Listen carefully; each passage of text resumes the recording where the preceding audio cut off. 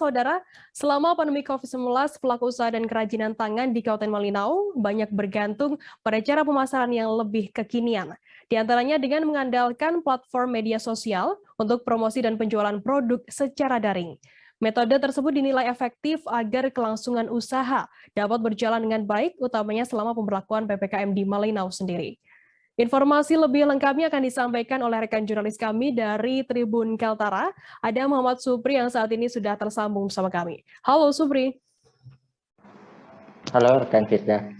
Ya, Supri, bisa Anda jelaskan bagaimana cara pelaku usaha dan pengrajin lokal di Malinau sendiri untuk bertahan selama pandemi COVID ini?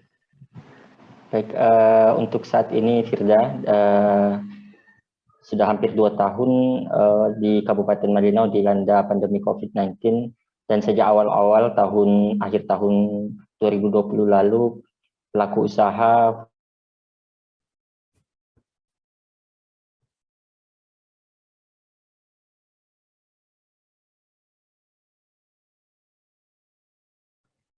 Halo rekan Supri.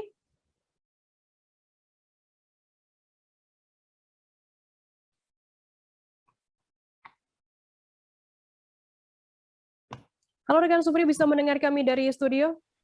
bisa Firda. Ya, silakan dilanjutkan rekan Supri.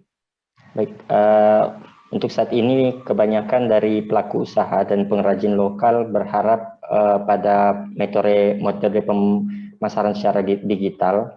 Namun kendalanya adalah untuk akses pemasaran digital hanya dapat diperoleh oleh mereka yang berada di 4 kecamatan wilayah sekitar ibu kota kabupaten, yakni di Kecamatan Malinau Kota, Malinau Utara, Malinau Barat, dan Kecamatan Mentarang.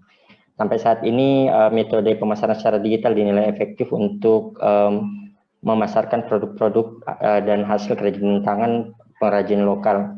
Namun hanya untuk pemasaran, dan metode pembelian langsung dapat diperoleh langsung di tempat-tempat sentra penjualan di masing-masing pengrajin lokal itu sendiri, Firda.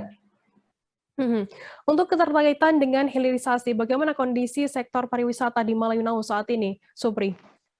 Ya, seperti yang dibahasakan tadi, bahwa saat ini belum ada kenaikan signifikan dari segi kunjungan pariwisata di Kabupaten Malinau. Kabupaten Malinau salah satu sektor pariwisata yang paling menjanjikan adalah soal ekowisata atau wisata berbasis alam. Nah, di Kabupaten Malinau juga ada desa wisata yang tersebar di sejumlah wilayah kecamatan. Namun untuk desa-desa wisata ini letaknya cukup jauh dari perkotaan, di mana untuk akses dan pemasaran digital belum dapat mencakup wilayah-wilayah tersebut.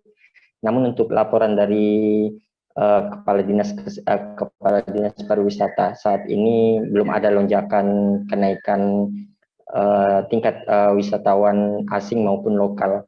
Untuk lokal ada beberapa yang menjadi sorotan, yakni salah satunya adalah di tempat wisata di Setulang. Untuk pemasaran produk-produk atau pengrajin hasil dari kerajinan tangan produk lokal, untuk wilayah ini masih mengandalkan metode konvensional, di mana hal ini yang terus akan digenjot berdasarkan tingkat kenaikan kunjungan pariwisata di Kabupaten Malinau yang diprediksi pada tahun depan akan mulai membaik, Firda. Untuk pengrajin lokal meminta agar sentra pemasaran dibentuk, seperti apa bentuk dan juga metodenya, Supri? Kemarin kami sempat mewawancarai beberapa dari pengrajin lokal, khususnya yang memasarkan produk-produk souvenir.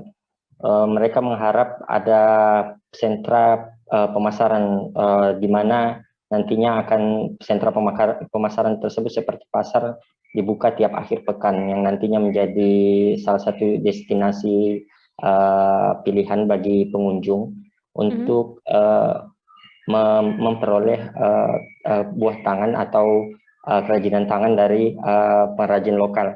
Untuk saat ini metode pemasaran secara tersentra atau terpusat di satu titik belum dapat diterapkan karena saat ini Kabupaten Malinau masih menerapkan kriteria PPKM level 3.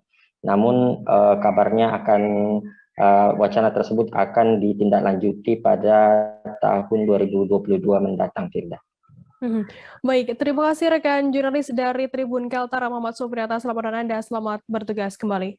Hai pemirsa Sri Popo TV, jangan lupa komen, like, dan subscribe, serta tonton terus berita-berita terupdate lainnya ya.